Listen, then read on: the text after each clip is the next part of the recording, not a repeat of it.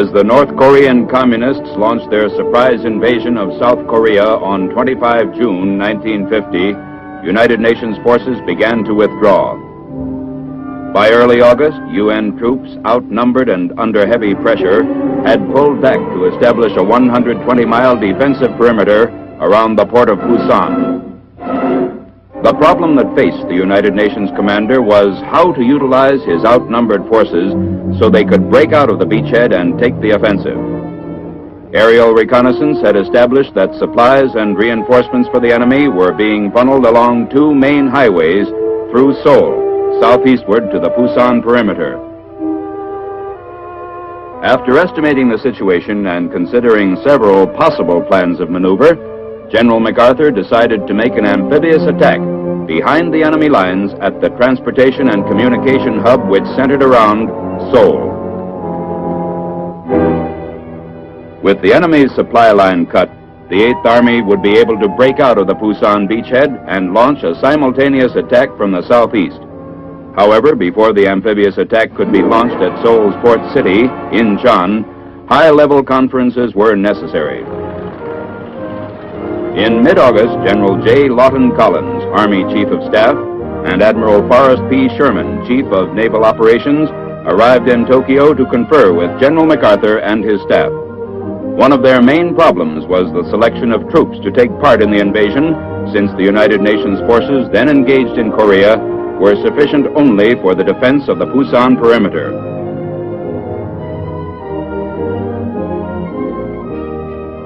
Perhaps an even greater problem was presented by the tidal conditions at Inchon, considered among the most difficult in the world for an amphibious operation. Extensive studies were made of the area, including examination of scenes such as these, photographed in 1945 during the U.S. occupation. It was decided that mid-September would be the best time for an amphibious assault, but even then, special tactics would be necessary. In Inchon's harbor and at Wolmi, a small island which dominated the outer harbor, there was a 35-foot tidal range, leaving impassable mudflats at low tide. Assault landing craft would be able to approach the beaches only during the 3 hours of each high tide. Troops landing in the first waves would have to stick it out alone until the next high water. Meanwhile, it was decided that the 7th United States Infantry Division, which had been on occupation duty and undergoing training in Japan's snow-covered northern region, would constitute one major ground unit of the invasion force. The entire force would be designated the 10th Corps.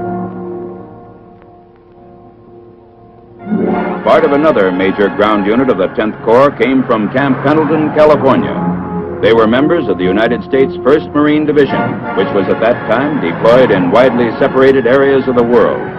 Other units of the division were assembled from the Mediterranean area and Hawaii.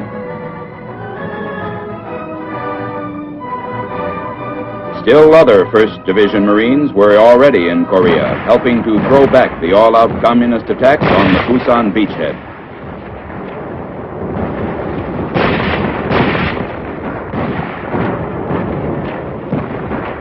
Because of their combat experience, they were pulled out of the lines 2 weeks before the invasion to spearhead the attack on Inchon.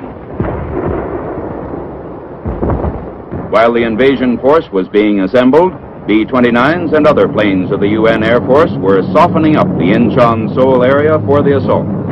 North Korean defense positions were destroyed, and communist supplies and reinforcements from the north cut off. Ships and aircraft of the United Nations fleet joined in softening up the Inchon area.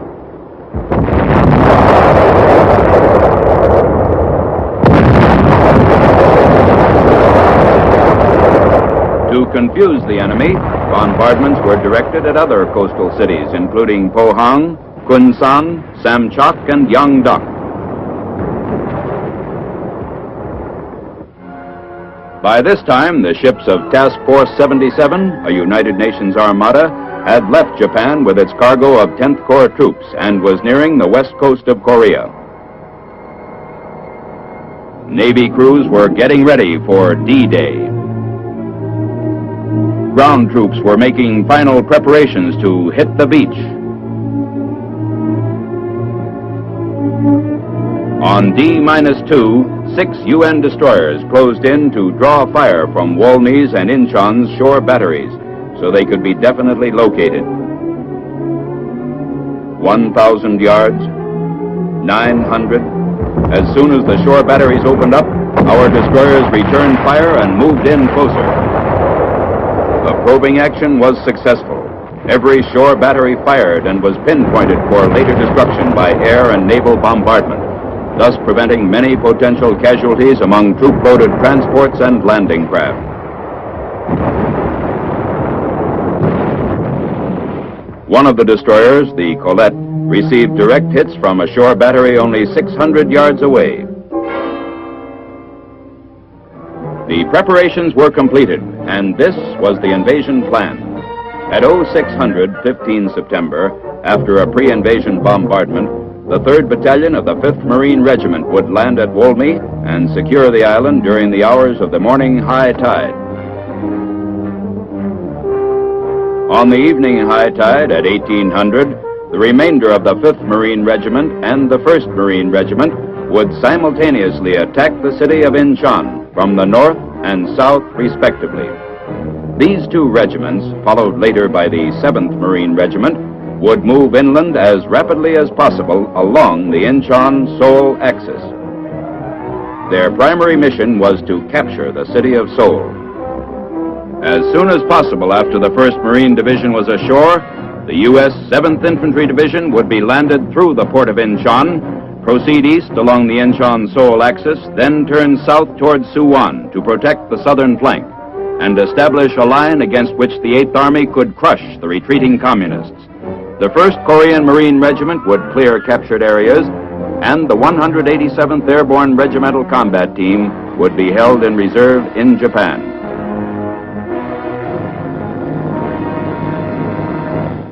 On 15 September, dawn broke off the island of Walmey.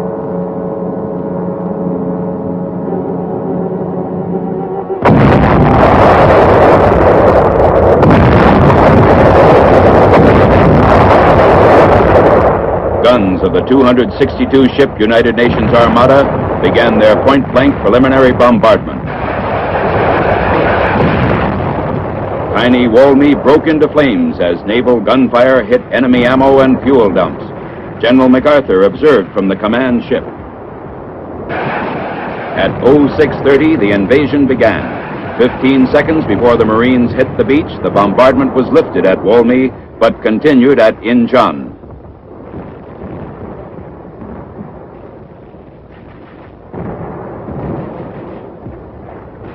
They hit the beach on schedule, completely combat-loaded. Because of the tidal conditions, men in this first wave could expect no supplies or reinforcements for 10 hours. The island was defended by about 400 soldiers of the 18th North Korean Division, but with the air and naval bombardment, as well as close ground support by the 1st Marine Air Wing, only sporadic resistance was encountered. Communist troops, in a state of shock, surrendered after only light opposition. By the morning of 16 September, Inchon had been taken against light resistance. While the 1st Korean Marine Regiment cleared the city, the United States 1st Marine Division started toward the Han River, and beyond it, the former South Korean capital of Seoul, which lay about 20 miles from the Inchon beachhead.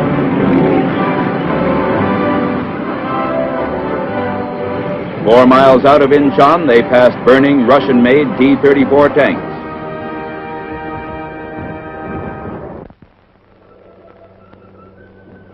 There was no definite enemy defense line on the road to Seoul, but small communist pockets of resistance had to be cleaned out. Elements of the 1st and 5th Marine Regiments cleared the rice paddies near the village of Akia.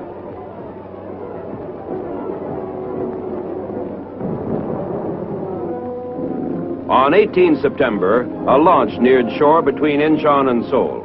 Aboard was General MacArthur. He was met by Major General Edward M. Almond, commander of the 10th Corps. As General MacArthur came ashore, he was greeted by Major General O.P. Smith of the 1st Marine Division. On this same date, troops of the U.S. 7th Infantry Division landed at Inchon. First to disembark were men of the 32nd Regiment. They moved rapidly inland, then southward to form the base of an anvil against which the 8th Army, driving north, would crush the North Koreans.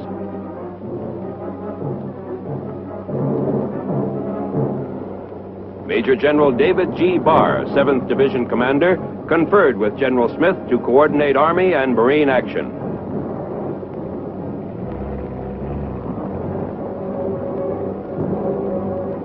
On 19 September, the 5th Marine Regiment was maneuvering along the west bank of the Han River, poised to launch an amphibious attack.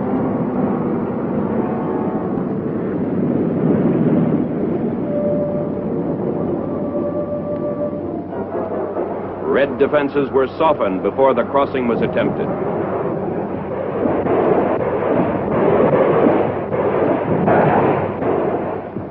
In the early morning hours of 20 September, the 5th Marine Regiment started across against enemy resistance. It was expected that the crossing would be difficult, for the river is very wide in this area.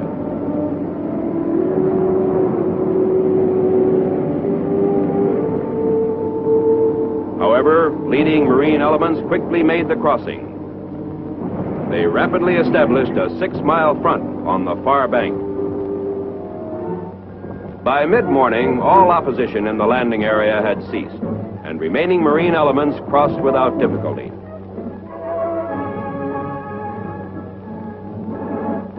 They had cleared the greatest barrier between Inchon and Seoul. Now they lost no time in heading toward the former capital. Meanwhile, far to the south, the 8th Army, led by Lieutenant General Walton H. Walker, broke out of the Pusan perimeter as communist troops were cut off from supplies and reinforcements by the 10th Corps. The Reds in South Korea were in full retreat, and one of the major objectives of the Inchon invasion had been achieved. In the Seoul area, Kimpo Airfield, captured by the 5th Marine Regiment on 17 September, was soon operational. A full-fledged airlift was quickly begun with about 400 tons of critically needed supplies being brought in daily.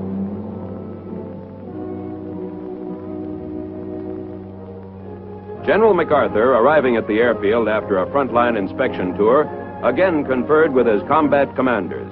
He discussed the tactical situation with General Almond. Held in reserve in Japan, the airborne 187th Regimental Combat Team was landed at Kimpo on 23 September, quickly rushed to a staging area, and ordered to proceed northward to capture the Kimpo Peninsula.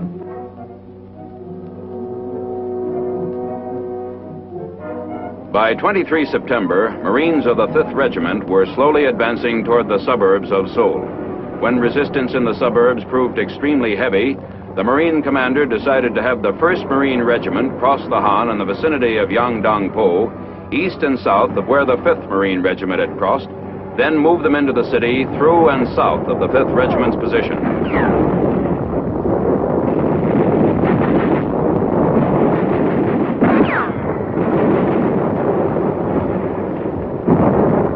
Fighting in Seoul's suburbs now reached the house-to-house stage as the Reds fortified some of the main buildings.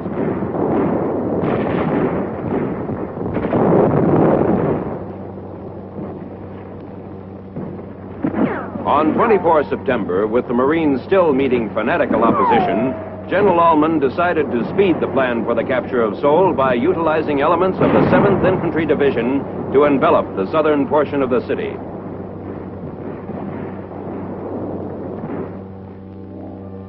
This was the general situation of the 10th Corps on 24 September. The 187th Airborne Regiment and the Korean Marines were destroying the enemy on the Kimpo Peninsula. The 7th Marine Regiment was driving the enemy to the north. The 5th and 1st Marine Regiments fighting in the suburbs of Seoul were encountering fierce enemy resistance, which precluded an early capture of the city. The 7th Infantry Division, having seized the important airfield at Suwon, was deployed on the southern flank. Now the commanding general, 10th Corps, directed the 7th Division commander to commit one of his regiments in an amphibious crossing of the Han River. The regiment's objective was to attack the city amphibiously from the south, capture South Mountain, the commanding terrain in the city, and envelop the enemy's southern flank.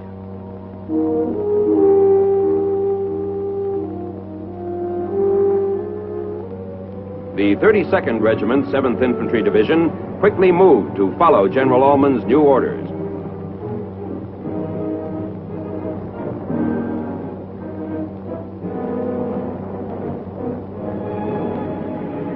At 0630 on 25 September, after a 30-minute artillery barrage, the 32nd Regiment began its crossing southeast of Seoul.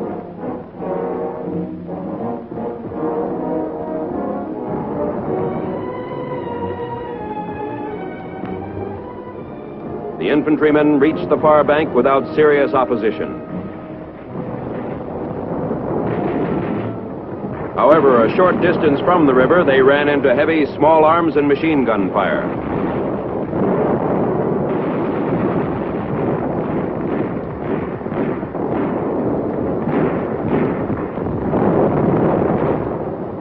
By noon, the 32nd Regiment had captured South Mountain. With this commanding terrain in our hands, the defenses of Seoul virtually collapsed. Marine and 7th Division units, assisted by the 17th Rock Regiment, drove the North Koreans out of the city on 26 September.